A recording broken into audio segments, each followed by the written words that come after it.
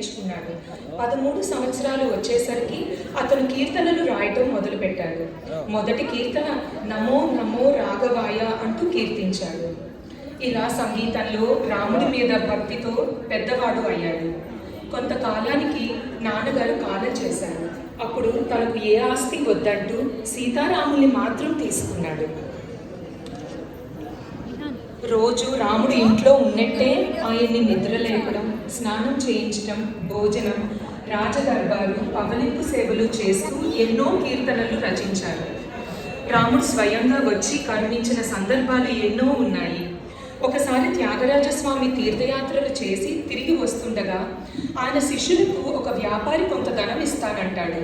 శిష్యులు లేదు, మా గురువుగారు అలా ఒప్పుకోరని చెప్తే ఇవి రామ కళ్యాణానికి వాడమని బలవంతంగా ఆయన పల్లకీలో పెట్టేస్తాడు. అది త్యాగరాజుల వారికి తెలియదు.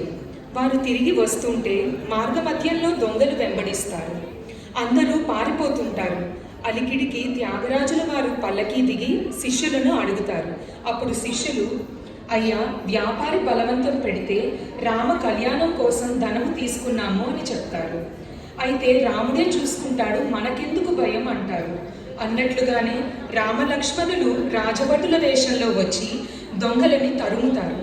మర్నాడు ఆ దొంగలు త్యాగరాజస్వామి దగ్గరకు వచ్చి, అయ్యా, నిన్న వచ్చిన రాజభటులను ఒకసారి చూసిపోదామని వచ్చాము. వాళ్ళు మమ్మల్ని శిక్షిస్తే శిక్షించారు. వారి అందం చూసి మర్చిపోలేకున్నాము అని విన్నపించగా త్యాగరాజులు, ఆహా, మీరు ధన్యులు, మీకు రాముల వారి దర్శనం అయ్యింది, నాకు ఇంకా కలగలేదు నాయన అని దుఃఖిస్తారు. మరోసారి వారి అమ్మాయి పెళ్లికి ధనం సరిపోలేదని వారి భార్య బాధపడుతుంటే ఒక బ్రాహ్మణ దంపతుల వేషంలో సీతారాములు, ఆంజనేయ స్వామి వచ్చి పెళ్లివారికి పంచభక్షి పరిమాణాలతో భోజనం పెట్టి దగ్గరుండి పెళ్లి చేయించి వెళ్తారు. ముఖ్యంగా మనం తెలుసుకోవాల్సిన మరో సంఘటన, వారి గురువుగారు శిష్యుడి ప్రతిభను తన తోటి గురువులకు చూపించాలని ఒక సభ ఏర్పాటు చేసి త్యాగరాజుల వారిని రమ్మన్నారంట. త్యాగరాజుల వారు ఆ సభలో అడుగు పెడుతూనే విద్వాంసులను చూసి గురువుగారికి పాదాభివందనం చేసి ఎందరో మహానుభావులు, అందరికీ వందనములు అంటూ పాడారట. ఇది ఇవాళ మనం పాడబోయే పంచరత్నాలలో ఒక రత్నం. ఆయన రోజు వాల్మీకి రామాయణం చదివేవారట. అందుకే ఆయన కీర్తనలు రామాయణానికి సంబంధించినవిగా ఒక్కొక్క కీర్తన ఒక్కొక్క కథ చెబుతుంది. ఉదాహరణకు శ్రీరామ శృంగార రామ అను కీర్తనలో విశ్వామిత్రుడితో రామలక్ష్మణులు యాగ సంరక్షణకు వెళ్ళటం, అహల్యాదేవి శాప విమోచనం, సీతా పరిణయం లాంటి కథలు ఉన్నాయి. అడిగి సుఖములెవ్వరు అనుభవించిరిరా రామా అను కీర్తనలో నారదముని మాయ కథ, యశోదా దేవకి కథలు ఉన్నాయి. ఇలా ఎన్నెన్నో కథలు ఉన్నాయి.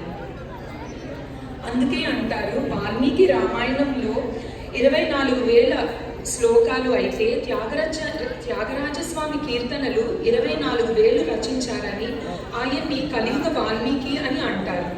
ఆయన చివరిలో సన్యాస దీక్ష తీసుకున్నారు. 80వ ఏట పుష్యమాసం పంచమి తిథి నాడు రాముడిలో ఐక్యమయ్యారు. వారి శిష్యులు ఆయన పరంపరను కొనసాగిస్తూ ఆ రోజున పంచరత్నాలు పాడుకుంటూ వారి బాటలో అడుగులు వేస్తున్నారు.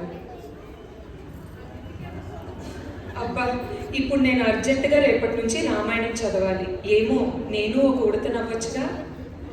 ధన్యవాదాలు.